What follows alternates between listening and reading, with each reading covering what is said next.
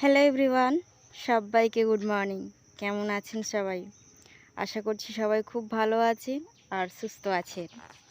তো সবাইকে ঝুমুর লাইফস্টাইল চ্যানেলে আরও একবার অনেক অনেক স্বাগত জানাচ্ছি। আর বড়োদেরকে আমার অনেক অনেক প্রণাম রইল, ছোটোদেরকে অনেক অনেক ভালোবাসা। তো ব্লগটা আমি শুরু করছি। আর আমাদের এই দিকে একদম সবজিওয়ালা আসে না, আমাদের বাজার বাড়ি থেকে অনেক দূরে। আর আজকে সকালে সবজিওয়ালা আসতেই বাবা কিছু সবজি নেবে বলছিল।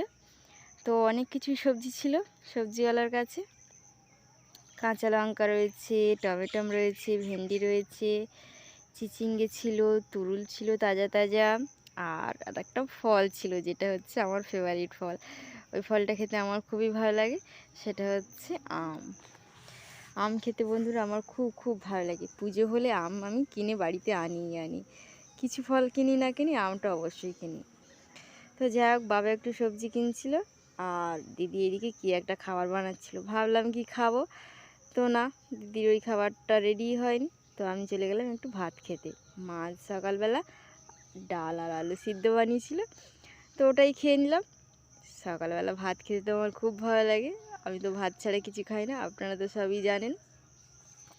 আর ভাত খেয়ে উঠে বাবা বলল বাবার জন্য একটু চিড়ে ভিজিয়ে দিতে। তো চিড়িটাই একটু ভিজিয়ে দিলাম, এটা বাবার জন্য, বাবা খাবে, আমি খাবো না। তো যাই হোক, রেডি হয়ে গেছে আমার চিড়ে। তো বাবার জন্য চিড়ে বানিয়েছি, একটু খেয়ে নিই কেমন খেতে হয়েছে, আমি আগে টেস্ট করে দেখি। কি করলি? বেশি বানাতে গেলে হলো না, সেটা একটু মিষ্টিটা কম আছে, ভালো খেতে হয়ে যায়। চালের গুঁড়ো দিয়ে তো করে, সুজি দিয়েও করে। আর বাবা সকালবেলা সবজিওয়ালার কাছ থেকে কী সবজি কিনেছে দেখুন বন্ধুরা। এত খুঁজে খুঁজে শুধু তুরুল কিনেছে আর কাঁচা লঙ্কা কিনেছে। তুরুলগুলো ভালো তাজা তাজা ছিল। কাকুটা অনেক অনেক দাম চাইছিল। বাবা বলল যে বাজারে বাবা যখন দুধ দিতে যাবে তখন বাজার করে নিয়ে আসবে, আপাতত তুরুল কেনা হোক, কারণ মাছটা বাড়িতে ছিল।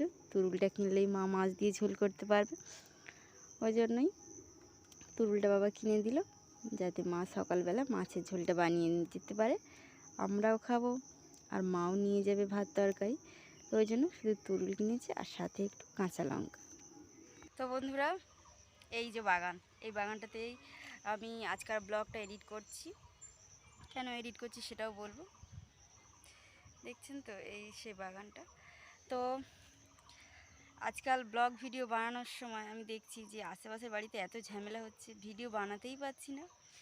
আর বিশেষ করে যখন এডিট করব, কি জানি কেন মানুষের বাড়িতে এত ওই সময়টাই ঝামেলা বাজছে, বুঝতে পারছি না। একমাত্র রাত 12টার পরে যেন শান্তি আছে, আর রাত 12টার পরে তো আমি ঘুমিয়ে যাই, 10টা 11টা বাজলেই ঘুমিয়ে যাই। তো এডিট করার জন্য মোটামুটি এই বাগানটাতেই আসতে হলো। আর আজকে তো বাড়ির পিছন দিকে এত ঝামেলা হচ্ছে, এত অশান্তি হচ্ছে, কিচ্ছু শুনতে পাচ্ছি না, কিছু কথা বললেও বোঝা যাচ্ছে না। তো আপনাদেরকে গিয়ে দেখাবো কি ঝামেলা অশান্তি হচ্ছে।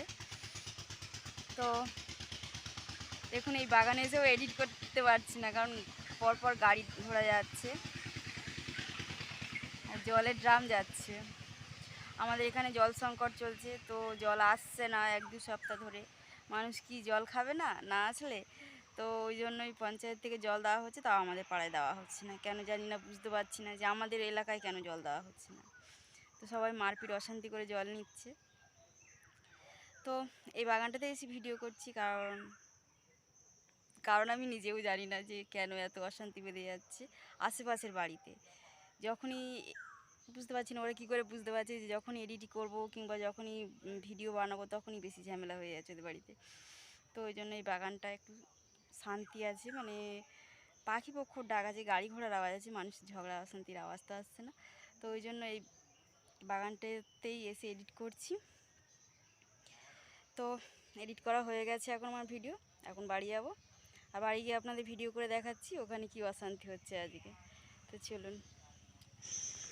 আর এই দেখুন বন্ধুরা, যা আপনাদেরকে বলেছিলাম, নিত্যদিনের সমস্যা হয়ে গেছে আমার জীবনের। এখন এত অসুবিধা হচ্ছে আমার, কি বলবো। যেই ভিডিও এডিট করতে বসবো অমনি ঝগড়া লেগে যাবে। কি জানি ওরা কি বুঝতে পারে, আমি এটা বুঝতে পারি না, যে যেই ভিডিও এডিট করতে যাব অমনি ওদের ঝগড়া লেগে যাবে নিত্যদিন।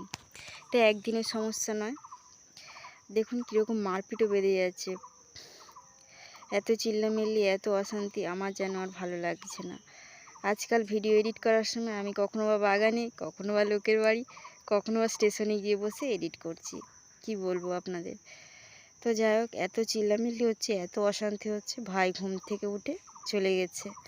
আজকে আমার ভাই তো এমনিতে 11টা ছাড়া ঘুম থেকে ওঠে না, তো আজকে ভাই চলেই গেছে। এত চিল্লামিল্লি হচ্ছিল, এত অশান্তি হচ্ছিল। আর এইদিকে বৃষ্টিও স্টার্ট হয়ে গেল দেখতে দেখতে। তো যাই হোক, বৃষ্টিতে ভিজতে আমার খুব ভালো লাগে। আর আমি একটু বৃষ্টিতে আজকে ভিজেওছি, কোনো কারণ ছিল না, শুধু শুধু বৃষ্টিতে ভিজেছি। দিদি তো খুব বকা দিচ্ছিলো, বললো জ্বর এসে যাবে বৃষ্টিতে ভিজা, সুস্থ শরীর ব্যস্ত হবে। আর ওইদিকে দেখুন খড়টা ঢাকা পড়ে রয়েছে, বাবা এসে খুব বকা দেবে, খড়টা ঢাকা দেওয়া হয়নি। আর একটু বৃষ্টিটা থামতেই আমি একটু স্নান করে নিয়েছি। আমার স্নান হয়ে গেছে, দেখতেই পাচ্ছেন স্নান হয়ে গেছে, ড্রেসটাও চেঞ্জ হয়ে গেছে। আর এদিকে বৃষ্টিও স্টার্ট হয়ে গেছে। তো বৃষ্টিতে ভিজতে তো আমার খুব ভালো লাগে। আজকে তো আমি মোটামুটি অনেক বৃষ্টিতে ভিজেছি। তো আগে একটু বেশি জোরে বৃষ্টি হচ্ছিল, এখন তবু কম হচ্ছে, দেখতেই পাচ্ছেন কমই হচ্ছে বৃষ্টি। তো যাই হোক, আর বৃষ্টি হলে বন্ধুরা আমাদের ঘরবাড়ির অবস্থা খুব খারাপ, খুব জল পড়ে। তো এ নিয়ে একদিন ভিডিও করে আপনাদের দেখাবো। আর আজকের ব্লগটা আমি এই পর্যন্তই রাখছি। আশা করছি ব্লগটা সবার ভালো লেগেছে। যদি ভালো লাগে প্লিজ লাইক করবেন এবং সুন্দর সুন্দর কমেন্ট করবেন। আর দেখাবেন নেক্সট ভিডিওতে। খুব ভালো থাকবেন সবাই, সবাইকে টাটা।